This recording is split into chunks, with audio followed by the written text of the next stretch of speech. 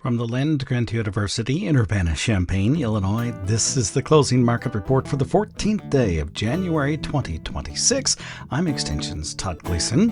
Coming up, we'll talk about the commodity markets with Greg Johnson. He's at TGM, that's TotalGrainMarketing.com. I'll bring you up to speed on the latest agricultural news for the afternoon, and then we'll turn our attention to the weather forecast, too. We'll do that with Drew Lerner. He's at World Weather Incorporated in Kansas City on this Wednesday edition of the Closing Market Report from Illinois Public Media.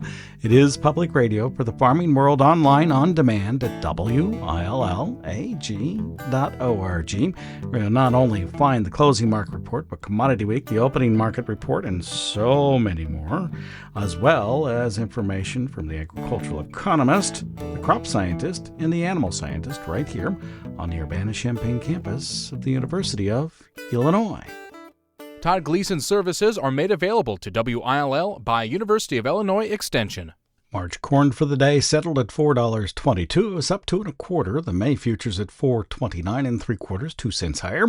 And December corn also 2 cents higher at $4.47 3/4 cent on its settlement price. The March soybeans at $10.42 1/2, up 3 3/4. November $10.58. That's the new crop, down 1/4 cent. Bean meal futures 30 cents higher. The bean oil down 22 cents. Wheat futures for the soft red 2 higher. It finished at 5.12 1/2 in the March.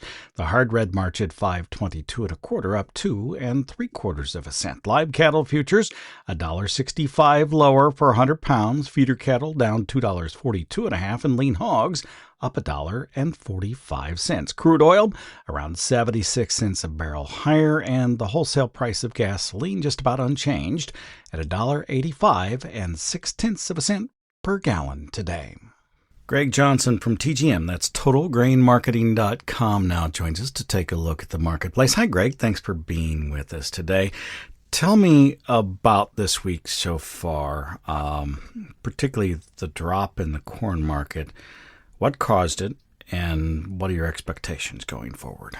Well, I think most traders, myself included, most farmers were expecting the USDA to lower the corn yield by a couple of bushels. There were even some estimates out there that they could lower it as much as 4 or 5 bushels to the acre. So that was kind of the lean going into the report. And not only did the USDA not lower the yield by a couple of bushels, they actually raised it by a 1/2 bushel. And to add insult to injury, they added 1.3 million acres onto the harvested acreage number. And, obviously the farmers are asking us, how did they come up with more acres? Because they had to certify their acres by July 15th. So the government, in their line, should have had these numbers well in advance of the January report. And the rationale, I guess, is that the out west, where they had plenty of rain, less corn was chopped for silage and more corn was harvested for corn. So we can agree or disagree with that, but that seems to be the explanation. And the one thing I know about government reports, you can agree with them or disagree, but they're not going to change those numbers. So these are the numbers that we've got to work with for the next 6 or 7 months. That is right. And we probably will have them for at least that long. And before we turn our attention to the new crop, prospective plantings is the first time we'll really have an opportunity to find something different.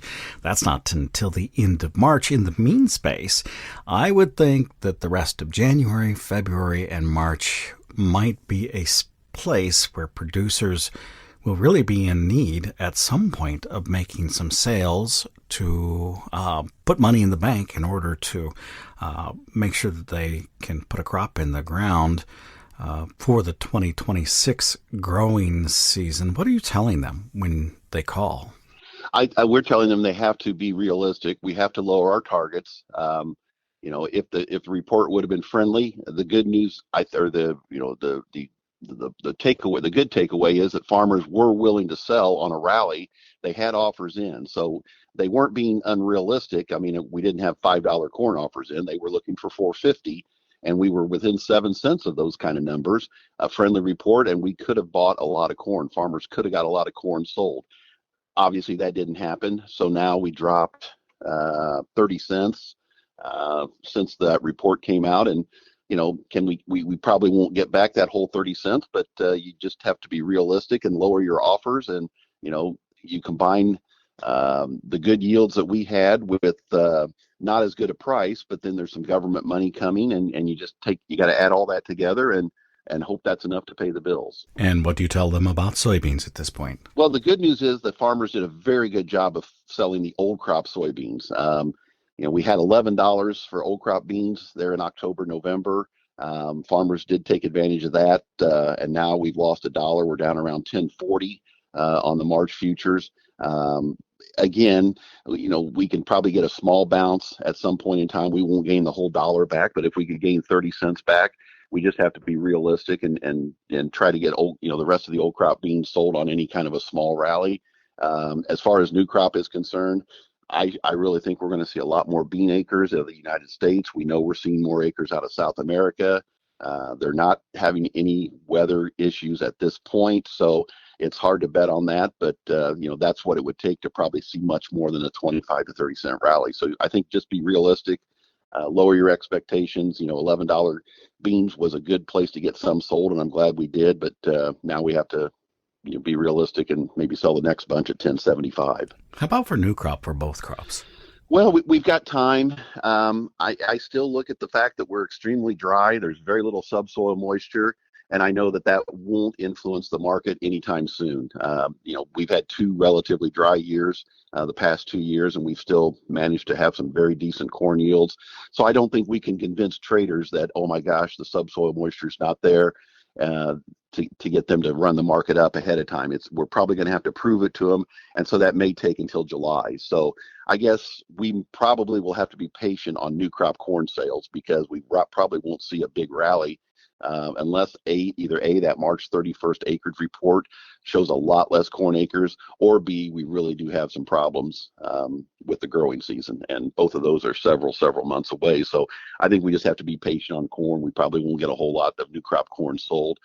New crop beans, it would be nice if we could get a weather problem somewhere, but that's probably not going to be realistic. So we may just want to sell by the calendar. That April, May, June timeframe typically is a pretty good time to get some beans sold. And so even though you may not like the price, we may want to get 20-25% sold, hoping that that's our lowest sale. We still have 75% left to sell if we sell 25% during that time frame. So we just may go to marketing by the calendar at that point, and hope that you combine the government money with 1025, 1050 sales, and you hope that that's enough to pay the bills, and we just obviously got to hope for a big crop as well. Typically, farmers in the I states, Illinois, Iowa, Indiana, do not change their rotations very much from one year to the next. I'm wondering, when you're talking to producers in our part of the world, whether they have considered different options or changing just the ratio for the coming year or not. I don't think so, not in our area. We may see some cutback on inputs when it comes to corn, for example, but I don't think people will shy away from planting corn. They're still going to plant corn. I mean, and like you said, we're 51% corn, 49% beans. It's been that way forever, it seems like.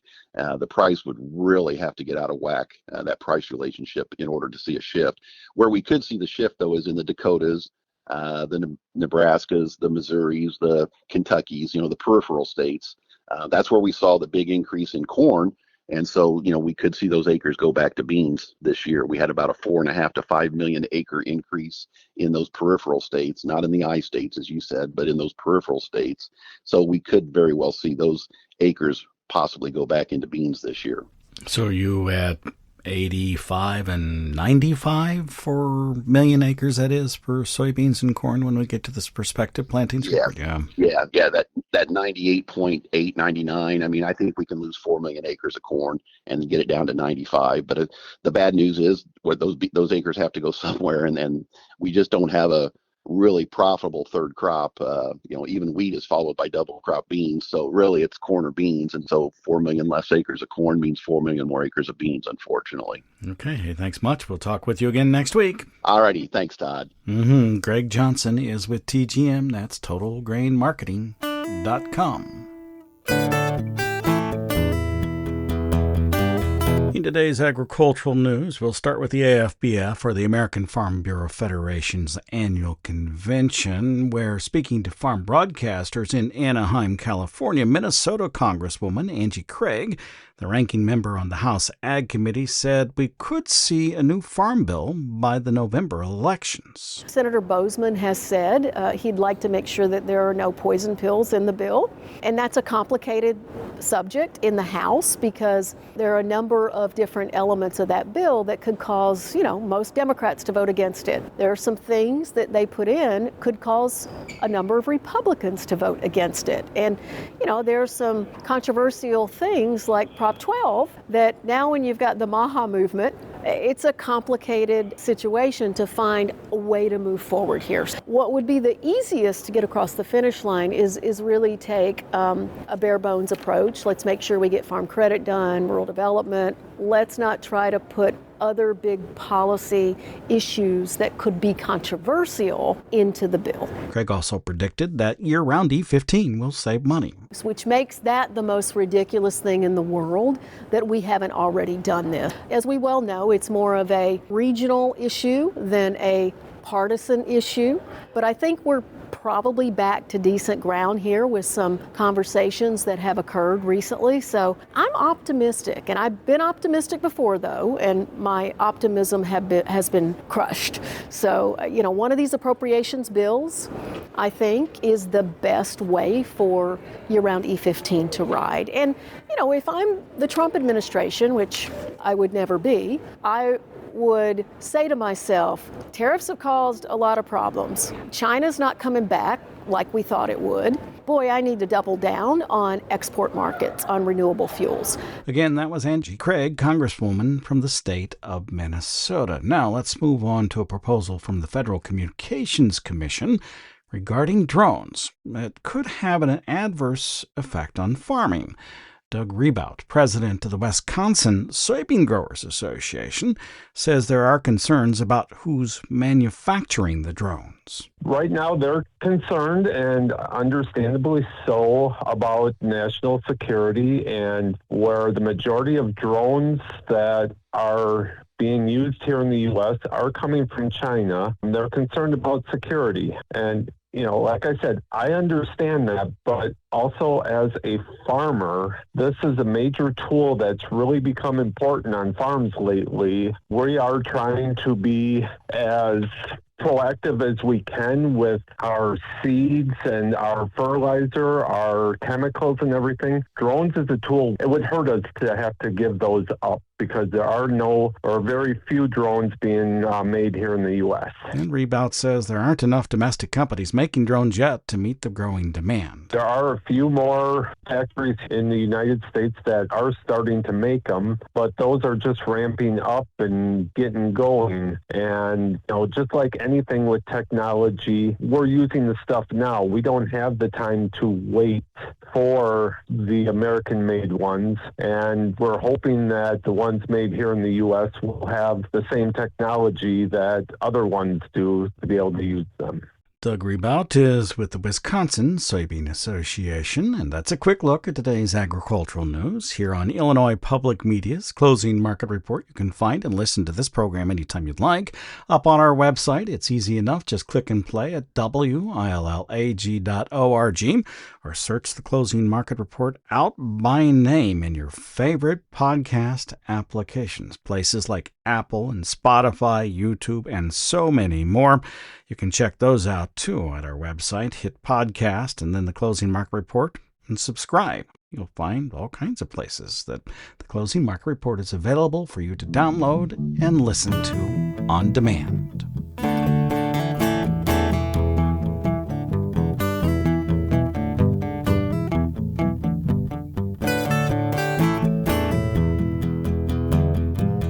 Let's check the weather forecast in the growing regions across the planet. Drew Lerner is now here from World Weather Incorporated in Kansas City. Hi, Drew. Thank you very much.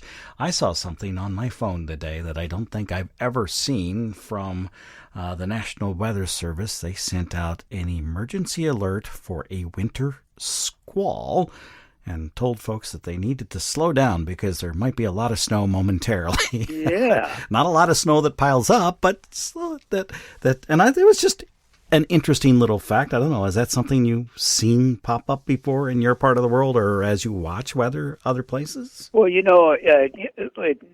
some of this precipitation that occurred today was in a pretty narrow, concentrated band.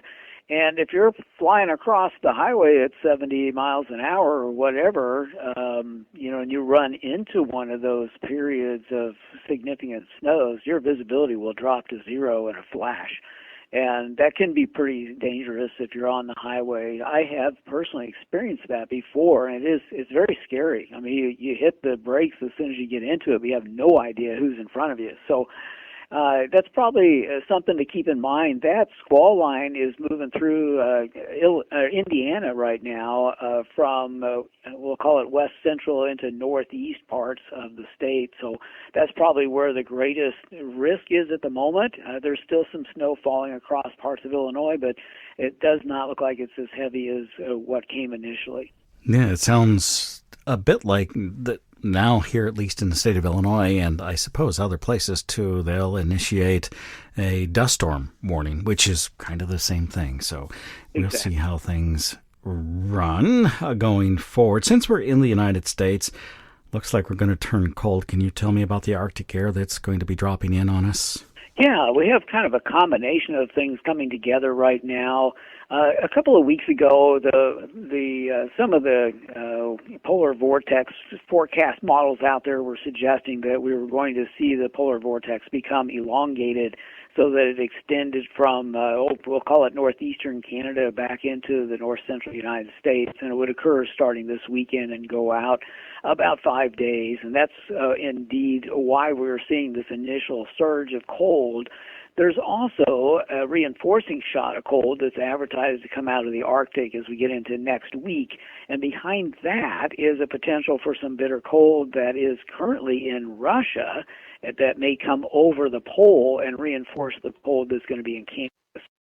As we move forward through the balance of January and perhaps even into early February, we may see a little bit more consistency in winter-like weather across the middle of North America. So I think we've been a bit spoiled with all the warmth around here in the last few weeks, and I think it's time to pay the piper.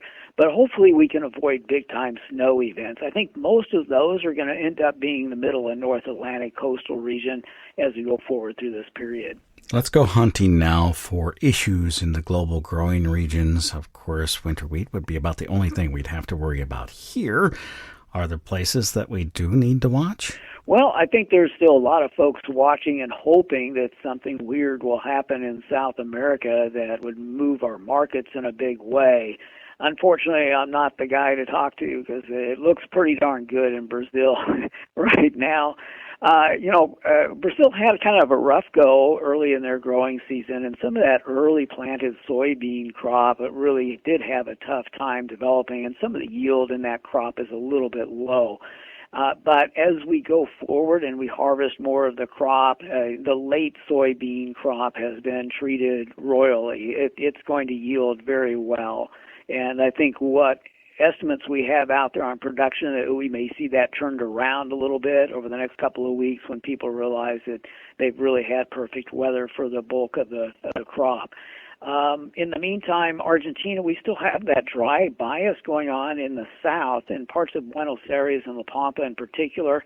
It's a little dry in southern Cordoba too, but they're going to get some rain coming up here over the next 10 days, about 3 different waves of it, so they're going to be in okay shape. I think maybe far southern Argentina, in particular Buenos Aires, will probably come up with some lower yields.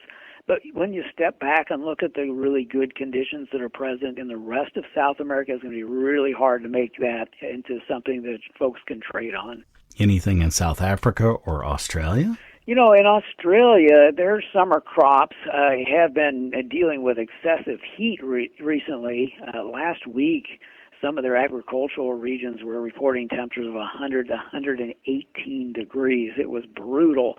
It's probably a bigger issue for livestock than anything else. A lot of the sorghum and corn production areas we're not subjected to quite that much heat. We did see some temperatures over 100, though.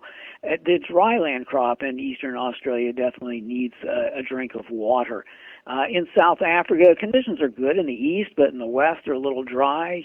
They do need to see some better precipitation in the west, but at the moment, just like in these other places, it's just not a big enough problem to throw production into a big tizzy. Anything that you find in North Africa, the Middle East, Europe, into Ukraine, Russia, that might be of concern? Yeah, unfortunately, not going to like this any more than what I've told you already.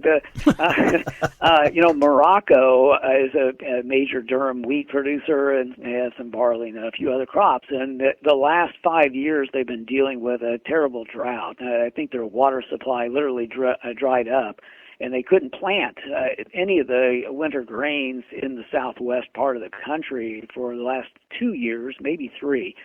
But it's been raining really good this year, and so they're coming out of that multi-year drought, and they're going to have a much better production year.